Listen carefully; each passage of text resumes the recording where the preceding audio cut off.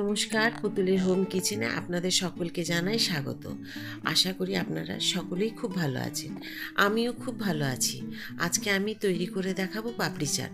দোকানের মতো পাপড়ি চাট বাড়িতে খুব সহজে কিভাবে তৈরি করা যায় সেই পদ্ধতি আপনাদের দেখাবো। কিন্তু দোকানের থেকেও খেতে বেশি সুন্দর হবে বাড়িতে যদি এইভাবে তৈরি করে নিতে পারেন। তো আমার সাথে এভাবেই থাকবেন। তবে এত অল্প সময়ে আমি এত আপনাদের ভালোবাসা হব, কাছের মানুষ হয়ে উঠব, আমি এটা ভাবতে পারিনি। আপনারা প্রচুর আমাকে ভালোবাসা দিয়েছেন, এগিয়ে যেতে সহযোগিতা করছেন। এইভাবেই আপনারা আমার সাথে থাকবেন। আমি তাহলে নিত্য নতুন ভিডিও আপনাদের কাছে নিয়ে আসতে পারবো। তবে এই ভালোবাসা দিয়ে আবার আপনারা লাইক, শেয়ার, কমেন্ট করে আমার ভিডিওটা সাথে থাকুন। দেখুন আমি কিভাবে তৈরি করছি। 200 গ্রাম ময়দা দেব আমি, পরিমাণ মতো অল্প একটুখানি নুন, যেটুকু আমার নুন লাগবে। একটুখানি দেব জোয়ান, ঠিক 1 চামচ মতো দিয়ে দেব তেল। এবার এগুলো সব মিলিয়ে নিয়ে আমি একটু একটু করে জল দিয়ে পুরো ময়দাটাকে একটুখানি শক্ত শক্ত করে মেখে নেব, যেন একদমই নরম না হয়।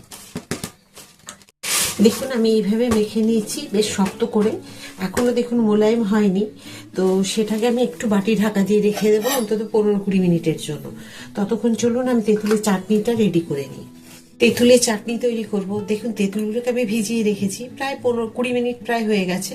তো এর মধ্যে বীজ ছাড়ানো আছে 2-1টা যদি থাকে, আর একটুখানি খোসাও লেগে আছে তেঁতুলের। তো সেগুলোকে ছাড়িয়ে নিয়ে আমি এখন মিক্সিতে দিয়ে দেবো। এই তেঁতুলের চাটনি কিভাবে করতে হয় এর আগেও আপনাদের দেখিয়েছি, আজকে আবার আমি দেখিয়ে দিচ্ছি। আমি যখন এটা দিচ্ছি, আপনার কাঁচা লঙ্কা আপনারা যে পরিমাণে ঝালটা খাবেন সেইভাবে দেবেন। আর দিয়ে দিচ্ছি 1/2 ইঞ্চি মতো আদা, দেব একটুখানি কালো জিরে। দেখুন আমি এইভাবে বেটে নিয়েছি, এখন একটা বাটিতে ঢেলে নেব। দিয়ে দিলাম সর্ষের তেল,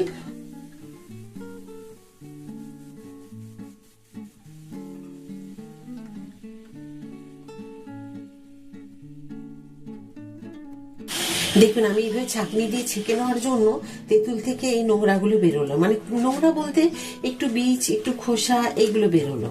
তো অবশ্যই যদি আপনাদের তেঁতুলের মধ্যে পরিষ্কার ঠিকভাবে না থাকে এইভাবে ছেঁকে নেবেন। আমি দেখুন এই চাটনির আন্দাজটা তো আপনাকে বলতে পারবো না, পরিমাণটা দেখে আপনারা গুড় দেবেন। আমি গুড়গুলো টুকরো টুকরো করে কেটে নিয়েছি, এখানে সব দিয়ে দিলাম। সামান্য একটুখানি দেব হলুদ। এটাকে নাড়াচাড়া করে আমি একটুখানি ফুটিয়ে দেবো। আমার দেখুন তেঁতুলের চাটনিটা হয়ে গেছে। তো এর থেকে কিন্তু আর ঘন করব না। এই যে দেখুন চাটনিটা যখন হচ্ছে তখন 1/2 চামচ, আমার পরিমাণ যেটুকু আছে আমি 1/2 চামচ নিয়েছি, চায়ের চামচে দিয়ে একটু কর্নফ্লাওয়ার আমি এইভাবে গুলে দিয়ে দিলাম। আপনারা কর্নফ্লাওয়ার না থাকলে ময়দা দিয়ে দিতে পারেন বা অ্যারারুটও দিতে পারেন। তো এইভাবে করে দিলে কি হয়, খুব সুন্দর হয় দেখতে চাটনিটা, আর বেশ ঘনত্ব আসে একটা, জানো খুব ভালো লাগে আর খুব টেস্টি হয়। দেখুন আমি যে তেঁতুলের চাটনি করেছি গ্যাস কিন্তু অফ করে দিয়েছি। আর দেখুন এখানে আমি দিয়েছি একটু জিরে গুঁড়ো, একটু ধনে গুঁড়ো, একটু গোলমরিচের গুঁড়ো। আর এটা জিরে, ধনে, লঙ্কা মানে গোলমরিচ সমস্ত কিছু ভেজে আমি গুঁড়ো করে রেখেছি, সেইগুলো এখন আমি এর মধ্যে দিয়ে দেবো। দিয়ে আমি এটাকে ঠান্ডা করে নিয়ে একটা বাটিতে ঢেলে নেব। দিয়ে দেব আবার একটুখানি তেল, বাস অল্প একটু। কিন্তু দেখুন আমি তেলের ব্যবহার কিন্তু খুব কম করছি। দেখুন আমি কিছু মানে আলু সেদ্ধ করে রেখেছিলাম, তো আমরা দুজনের আন্দাজে করছি, তো তো এই আলুগুলো যথেষ্ট, দুজনের জন্য এই আলু যথেষ্ট। আর টমেটোর 4 ভাগের 1 ভাগ দিচ্ছি আমি টমেটো। তো এতে তো টকের পরিমাণ অনেক থাকবে, এর জন্য টমেটো আমি বেশি দিচ্ছি না। তা এখন এগুলোকে আমি দিয়ে দেবো তেলের মধ্যে।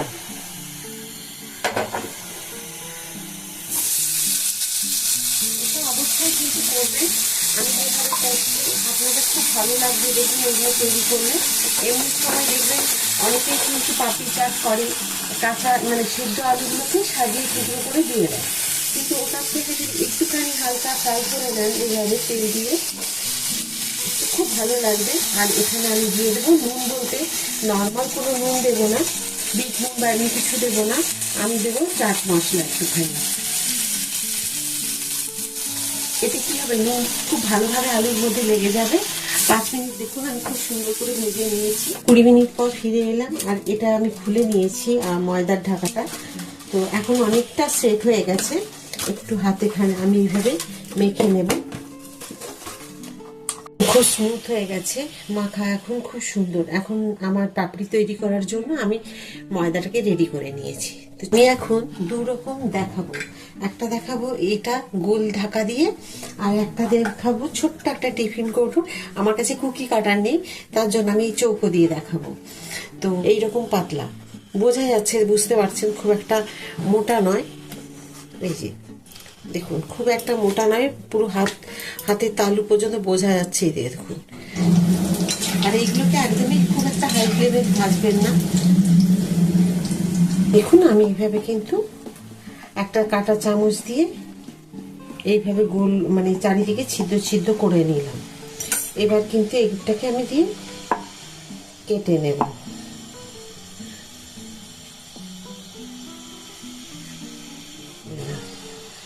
তবে চলুন এইগুলোকে আগে তুলে নিই।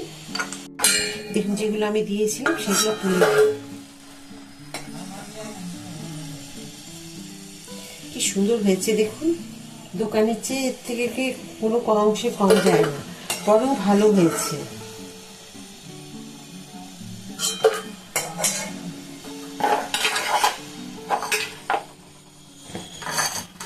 আরেকবার দিয়ে দিচ্ছি আমি কিন্তু হাই ফ্লেমে রাখিনি। দেখুন গ্যাস কিন্তু একদম লো ফ্লেমে আছে।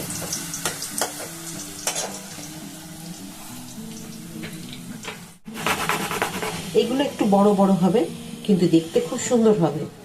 এই যে দেখুন বড় হয়েছে, যার জন্য বেশি খুব একটা হয়নি। 2, 3, 4, 5, 6টা হয়েছে। আর দেখুন এগুলো হয়ে গেছে।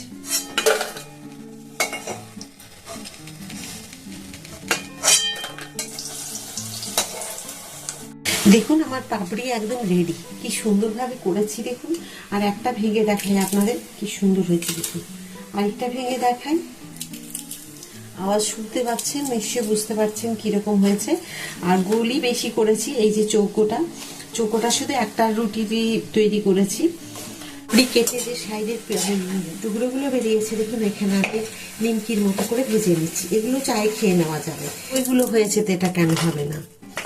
দেখুন টিচারদের জন্য আমার সমস্ত কিছু রেডি হয়ে গেছে। এখন দিয়ে দেবো চিনি, যে গুঁড়ো করে রেখেছিলাম আমি রেখে দিই মিক্সিতে, সেই দইয়ের সাথে দিয়ে দিলাম 1 চামচ চিনি, আর এইটুকু দিলাম, বেশি দেবো না। নুন দিয়েছি দেখুন, এখানে বিট নুন। এগুলোকে বেশ ভালো করে আমি কেটে মেখে নেব। এবার দেখুন আমি যে পাপড়িগুলোকে আমি সুন্দর করে সাজিয়ে নেব, কারণ আপনি আপনার ইচ্ছে মতো পাপড়ি নিতে পারবেন। তো সেই জন্য দেখুন আমি এইভাবে সাজিয়ে নিচ্ছি আমার ইচ্ছে মতো। এই বড়টা দেব মধ্যিখানে, যে আমি চৌকো করেছিলাম আপনারা দেখেছেন সেইটা।